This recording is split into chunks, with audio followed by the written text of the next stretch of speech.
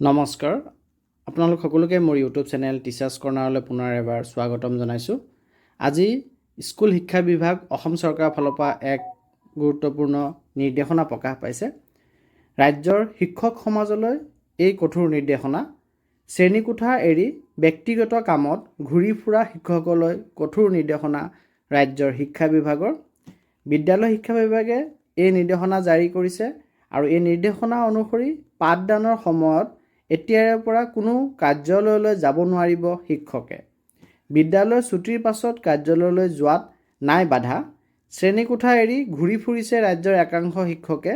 ব্যক্তিগত কাম লৈ পাঠদানৰ সময়তে একাংশ শিক্ষকৰ টহল সচিবালয়ত, শিক্ষা সঞ্চালকালয়ত, খণ্ড শিক্ষা বিভাগৰ কাৰ্যালয়ত, যাৰ বাবে এই নিৰ্দেশনা বিদ্যালয় শিক্ষা বিভাগৰ।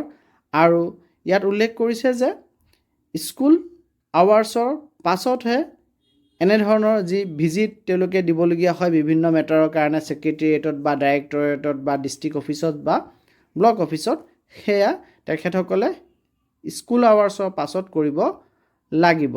আৰু এই নিৰ্দেশ প্ৰত্যেকজন শিক্ষক কৰ্মচাৰীয়ে মানি চলিব লাগিব, যাতে স্কুলৰ ৰেগুলাৰ ফাংচনিং মেইনটেইন হৈ চলে আৰু একাডেমিক ইণ্টিগ্ৰিটি আপহোল্ড হৈ থাকে। আৰু এই নিৰ্দেশনাটি 16 ডিচেম্বৰ 2024 তাৰিখে চাইন কৰা হৈছে নাৰায়ণ কোঁৱৰ ছাৰৰ ফালৰ পৰা, secretary to the government of Assam, আৰু ইমিডিয়েট এফেক্ট দিয়া হৈছে। ধন্যবাদ।